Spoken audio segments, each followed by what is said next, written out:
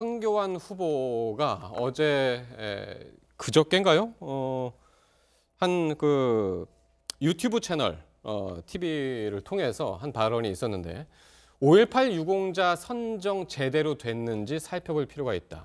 이런 얘기를 해서 또 이 발언이 논란이 되고 있습니다. 사실 황교안 후보는 5.18 망원 관련해 가지고 상당히 이제 비판을 했었는데 어제 발언이 정확히 뭐였습니까? 그러니까 이제 유튜브에서 그 5.18 유공자 명단 공개에 대해서 어떻게 생각하느냐라고에 대해서 그 기여하지 않은 분들도 있다는 문제 제기가 있었다. 살펴보는 게 필요할 것 같다라고 얘기를 했습니다. 그러니까 저 얘기는 뭐 전체적으로 명단 공개를 하는 것이 더 낫지 않겠느냐는 취지 같은데요. 이거는 전에도 제가 이 자리에서 말씀드렸습니다만 이제 그리고 지금 특별법이 있지 않습니까? 5.18 진상조사를 특별법. 그 특별법에 의해서 이런 좀 소모적인 논쟁이 더 재론되지 않도록 좀 그 유공자 명단에 대해서는 그 위원회에서 이걸 뭐 만천에 드러나는 게 아니라 그 진상조사위원회에서라도 좀 한 번은 검증을 하고 보는 것이 어떠냐라는 생각이 있는데 그 맥락에서 나온 얘기가 아닌가 싶어요. 근데 저는 그 말씀에 좀 동의하기 힘들고요. 오히려 저는 다른 측면을 말씀을 드리고 싶은데, 자, 이 당심의 흐름에 대해서 우리가 흔히 이야기하는 촉, 가장 발달 있는 사람이 누구겠습니까? 후보들이에요. 근데 지금 가장 앞서고 있다는 황교안 후보도 표심에 대한 어떤 촉을 발동하면서 저런 이야기를 하고 있다면 지금 당심이 어떻게 가고 있는가. 그래서 뭐 언론에서는 태극기 부대가 2%니 뭐니 이렇게 지금 숫자를 계산을 하고 있는데 그런 숫자를 떠나서 지금 밑바닥에서 가고 있는 저류가 지금 어떻게 가고 있는지에 대해서 우려할 수밖에 없는 게 황교안 후보의 저런 발언에서도 확인이 된다라고 하는 점 하나고요. 또 한 가지는 황교안 후보가 당 대표가 됐을 때 저 사람이 과연 그렇다면 리더라고 하는 건 따라가는 사람이 아니라 끌고 가는 사람이라고 만약에 해석을 한다면 과연 리더로서 과연 당 대표의 역할을 제대로 할 수 있겠는가에 대해서 사실은 물음표를 찍을 수밖에 없어요. 왜냐하면 지금 각종 여론조사, 저희가 조금 전에 이야기했지만 각종 여론조사를 종합을 하면 이제는 조금은 어떤 안심을 하고 여기서 후보가 아니라 이제는 당 대표가 됐을 때 내가 어떻게 할 것인가에 대해서 조금씩 이제 온 매무새를 다듬는 국면으로 들어가도 될 것 같은데 저런 이야기를 하고 있다면 과연 리더로서의 준비가 얼마나 되어 있는가.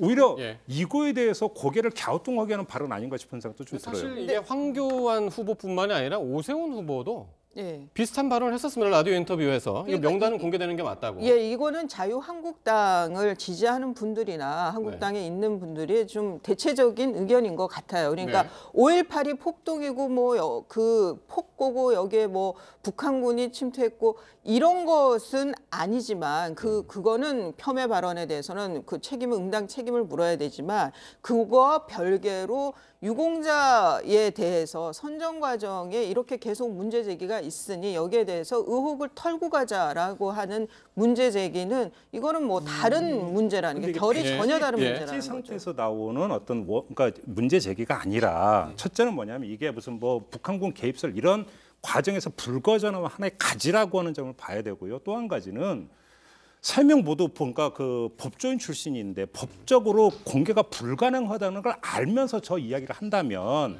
저거는 그러니까 아주 좋게 100번 양보해서 원리 원칙적 발언이 아니라 전 정치적 발언이라고 해석을 하는 게 맞는 거예요. 그러면 거기서 나오는 저 사람들의 정치적 고려가 뭐냐라는 거죠. 그것이 5.18 유공자를 선정하는 과정에서 유공자가 아닌 사람이 끼어들어갈 수도 있으니까 한번 검토를 해보자는 원칙적 발언으로 그렇게 해석할 여지가 별로 없는 그 점이기 때문에 제가 이런 말씀을 드리는 거죠. 근데 저는 보훈처에서 이렇게 누구나 열람할 수 있게 공개하는 거는 지금 1심에서도 그 공개할 필요 없다라고 판결이 나왔지만 그거와 별개로 국회 내에서든 진상조사위원회에서든 지금 특별법에 의한 거기에서 뭐 살펴보는 거, 검토하는 거에 대해서 저 정도 저는 그러면은 한국당 당대표들이 충분히 저는 제안할 수 있다고 봅니다. 이수희 위원께서도 그렇지만은 보통 지금 뉴스 현장에서도 계속 이 주제로 이야기할 때 보수 진영에서 나오신 분들, 특히 이제 그 한국당과 어느 정도 이제 뭐 이해관계가 있으신 분들 아니면 그분들은 거의 이 얘기에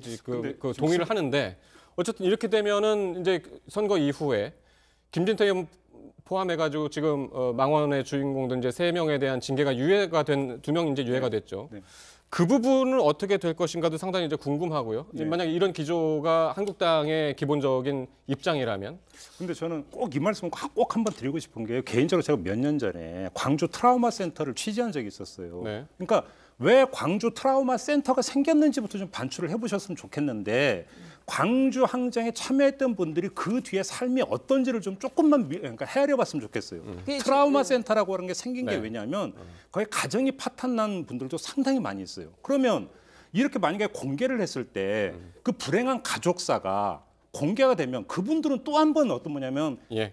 피해를 입는 거예요. 왜 그런 생각을 못 하냔 말이에요, 도대체 제가. 그러니까 이게 5.18이 말씀하신 대로 이거는 거시사보다는 미시사로 들여다봤을 때 아픔이 고스란히 느껴지는 사건이에요. 역사적인 사건인데 지금 이 유공자 선정 기준이라든가 이게 전체적인 유공자 명단을 진상조사위에서 들여다보는 것이 그분들은 이게 그 누구나 열람할 수 있는 정보와는 전혀 다른 문제인 거죠. 그 진상조사위에서 선정 과정에 대해서 들여다본다. 그거는 저는 알겠습니다. 개인의 그 아픔을 다시 한번 소금 뿌린다는 그런 시각하고는 저는 좀 동의하기가 어렵습니다. 알겠습니다.